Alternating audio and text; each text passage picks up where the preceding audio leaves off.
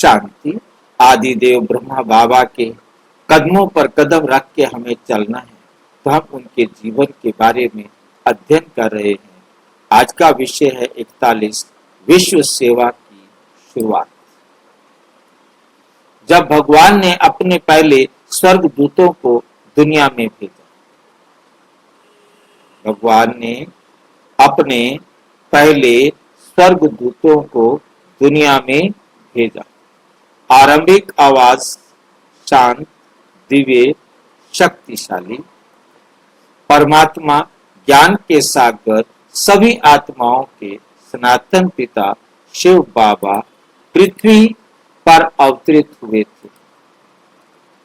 राजा बनने के लिए नहीं, इसलिए आए थे, राजा बनने के लिए नहीं आए, मंदिर बनाने के लिए नहीं आए, लेकिन सोई हुई आत्माओं को जगाने के लिए आए, अपनी दिव्य विरासत की ओर वापस जाने का मार्ग बताने के लिए।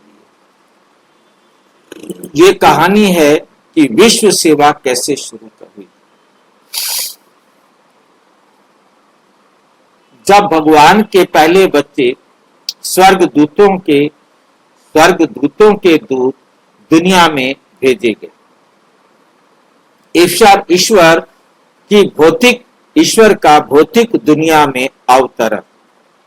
हर दिन शिव बाबा परम धाम अनंत प्रकाश के आयाम से आते थे और प्रजापिता ब्रह्मा के विनम्र शरीर में प्रवेश करते थे। उनके मुख से भगवान स्वयं बोलते थे। उन्होंने आत्मा, समय के चक्र और एक देवदूत बनने के मार्ग के रहस्य को उजागर किया। उस क्षण की शक्ति की कल्पना करें, ईश्वर मानवता से सीधे बात कर रहे हैं। उन्होंने प्रत्येक आत्मा को याद दिलाया, तुम ये शरीर नहीं हो, तुम प्रकाश का एक बिंदु हो, ईश्वर की संतान हो। सिर्फ कुछ लोगों के लिए नहीं, पूरी दुनिया के लिए एक मिशन। लेकिन शिव बाबा भारत के एक कोने में सिर्फ कुछ भाग्यशाली आत्माओं के लिए नहीं आए थे। समझ में आई है बात? नहीं आए थे, वो सभी के लिए आए थे। हर आत्मा, चाहे उनका धर्म, लिंग, भाषा या भूमि कुछ भी हो, उनकी संतान, चाहे वो हिजड़ा हो, चाहे वो स्त्री हो, चाहे वो पुरुष। लिंग के अंदर तीनों आ जाते हैं। और किसी धर्म, किसी भाषा, किसी संस्कृति का, धरती के किसी कोने में रहने वाला हो, सब के लिए बाप आए। सब तक ये संदेश पहुंचना है। कोई भी आत्मा ये कंप्लेन नहीं कर सकेगी, मुझे नहीं बताया। और हर बच्चे को अपनी विरासत प्राप्त करने का मौका दिया जाएगा कि कितना वो वर्षा लेना चाहता है, कितना अपना हक भाग्य बनाना चाहता है, वो पूरा मौका हर एक को मिलेगा, परंतु लेगा वो अपने पार्ट के अनुसार। इसलिए जब बच्चे पर्याप्त ताकत हासिल कर ली, बच्चों ने पर्याप्त ताकत हासिल कर ली, ईश्वर ने उन्हें बाहर भेज दिया। दुनिया में विरोध की आग में दुनिया में भेजा, जहां चारों तरफ क्या था? विरोध की आग।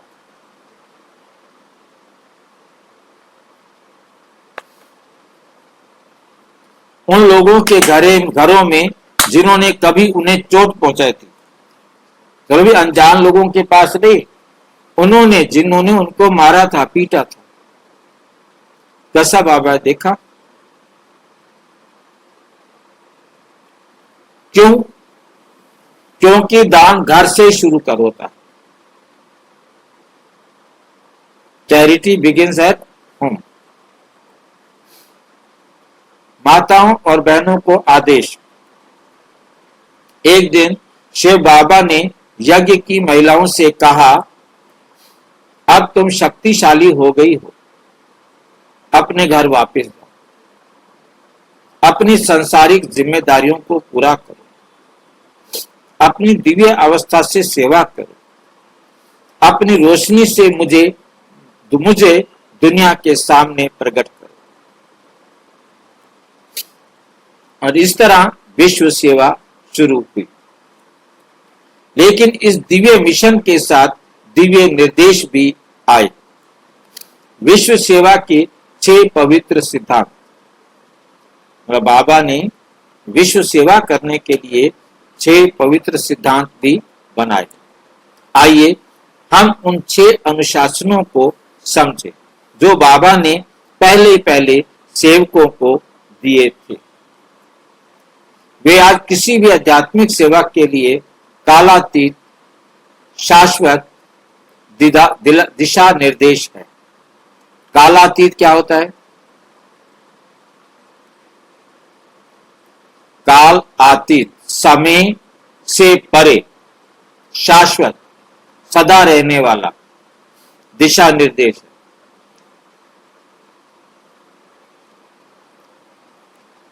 नंबर 1, आत्म अभिमानी में रहो, आत्म चेतना में रहो, आत्म जागृति में रहो। अपनी मन स्थिति को पूर्ण होने दो, अपनी आत्मा को स्मृति से भर दो। लोगों को अपनी बहन या बेटी को नहीं देखना, उन्हें अपने सामने एक देवी, एक शक्ति, एक देवदूत खड़ी महसूस होना चाहिए। ये लाइन समझ में आ रही है?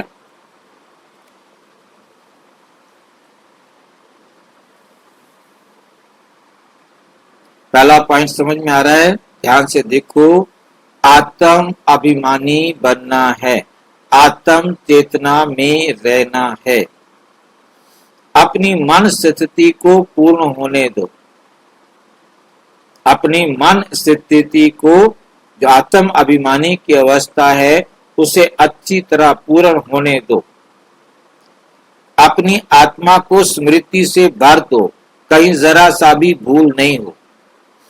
लोगों को जब आप उनके सामने जाओ, उनको अपनी बहन या बेटी ना देखना चाहिए।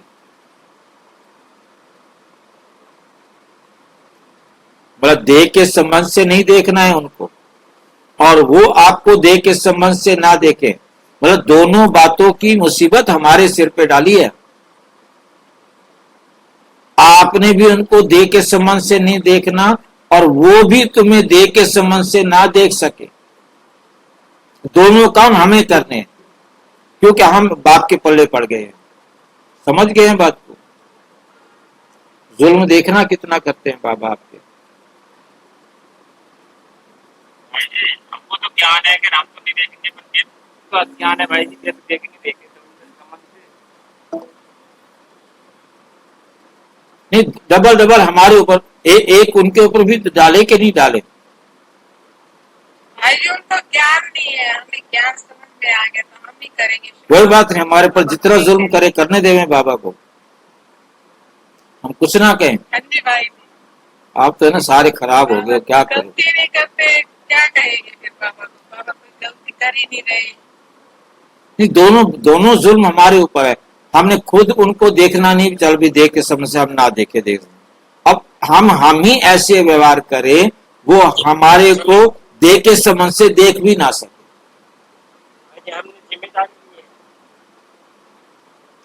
डबल जिम्मेवारी हमने ली थे क्या? हमें डबल तनख्वाह मिलेगी क्या?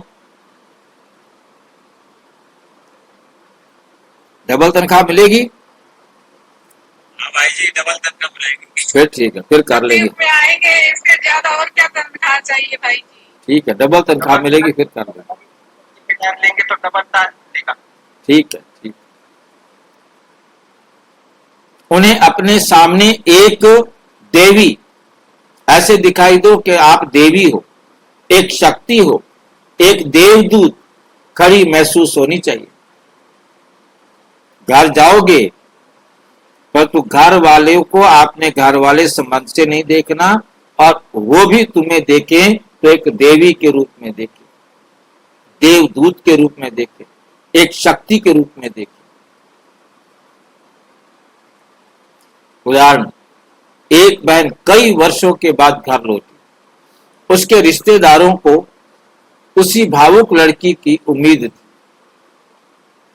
इसके बजाय वो किसी ऐसे व्यक्ति से मिले जो दीप्तमान, शांत, विरक्त था, और वो अवाक होकर चुप हो गए। और जब वो गई तो बिल्कुल भी एकदम न्यारे और प्यारे, और जिसको देखते रह गए कि हम क्या सोच के आए थे कि हमारी बेटी होगी, ये तो देवी है।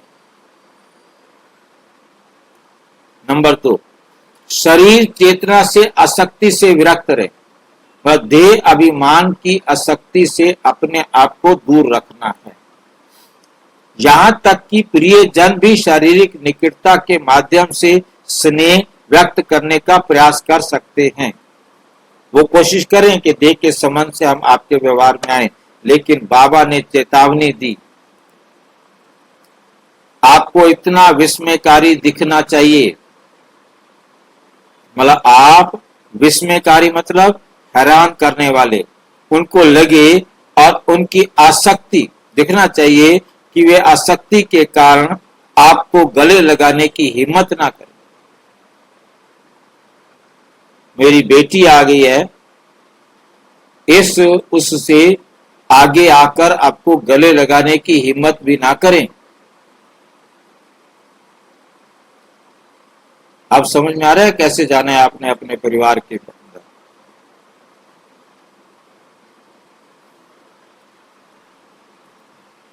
उन्हें आपके कंपन का अनुभव करने दें, ना कि आपके भौतिक रूप का। आपके अंदर जो रूहानी नशा है, रूहानी वाइब्रेशंस हैं, वो उनको अनुभव हों, जिस्मानी नहीं, भौतिक रूप के नहीं। नंबर 3, केवल शुद्ध भोजन करें।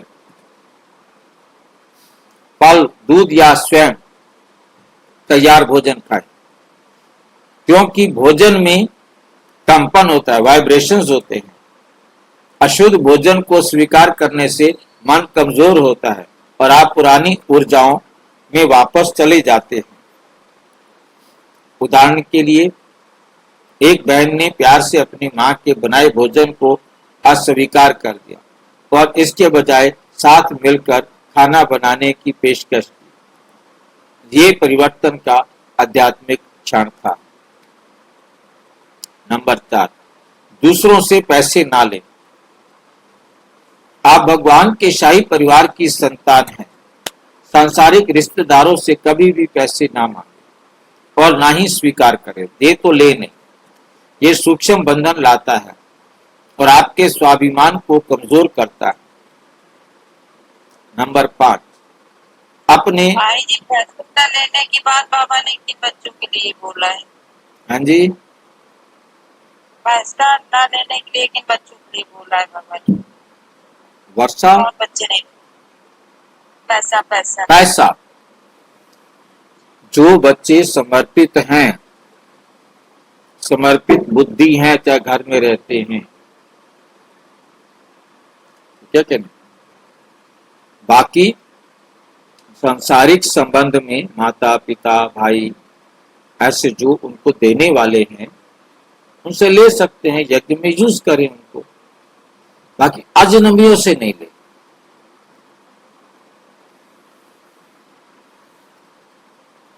कोशिश करें कि उनसे भी नहीं ले जो परिवार वाले हैं। जब हमें समर्पित हैं, हमने यज्ञ से ही खाना है। यदि उनसे लेंगे तो आपका अटैचमेंट उधर जाएगा, आपकी नस उधर जाएगी। इसलिए समर्पित बहनों को विशेष रूप से कहा जाता है कि आप बाबा के खजाने से खाओ, बाबा से प्यार करो, जो भी मिले। आपके स्वाभिमान को कमजोर करता है। आप यदि किससे पैसे लेते हैं तो आपका स्वाभिमान कमजोर होता है। अपने दिव्य जीवन के माध्यम से ईश्वर को प्रकट करें।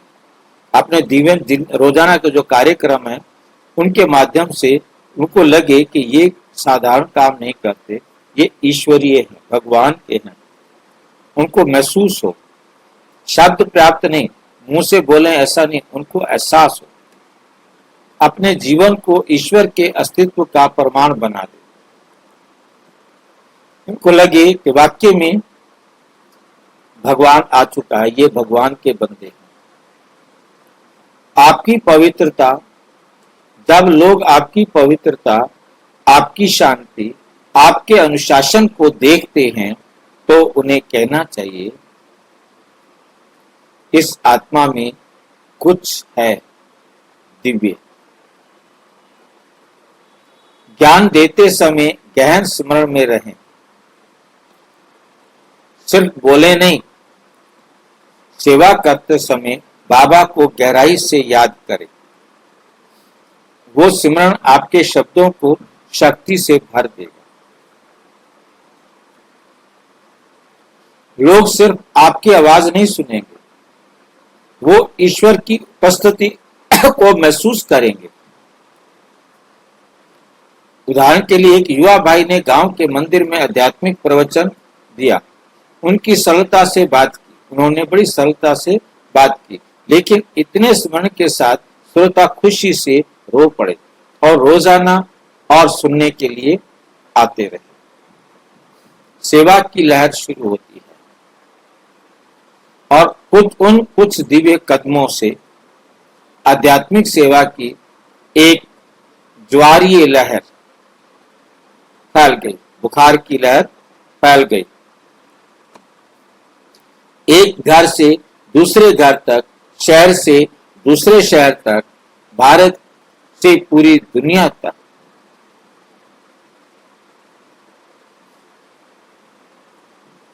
कुछ बहनों से शुरू हुआ यह अभियान अब वैश्विक आंदोलन बन गया है, जो ईश्वर के संदेश को 100 से ज्यादा देशों में, आज हम कहेंगे 140 से भी ज्यादा देशों में, हजारों केंद्रों में, सैकड़ों भाषाओं में पहुंचा रहा है। संदेश आपके लिए श्रोता, शायद आपने भी किसी आह्वान को महसूस किया। आपकी आत्मा में एक फुसफुसाहट की, आप साधारण नहीं, आप साधारण नहीं हैं कि आप भी दुनिया की सेवा करने के लिए बने। ये आपकी याद दिलाती है, आप एक आत्मा हैं, आप एक संदेश वाहक हैं, आप इस अंधेरी दुनिया में एक रोशनी।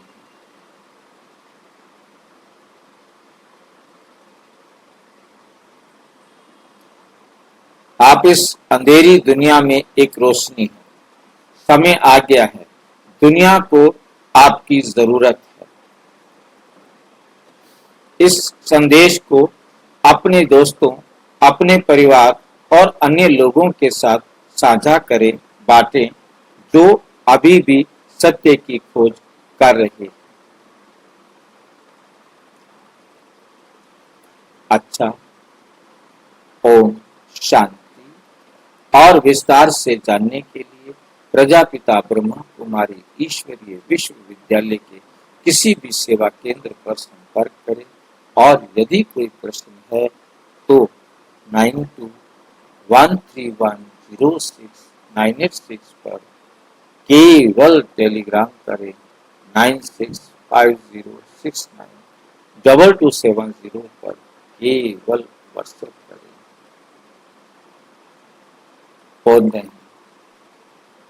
ओम शांति।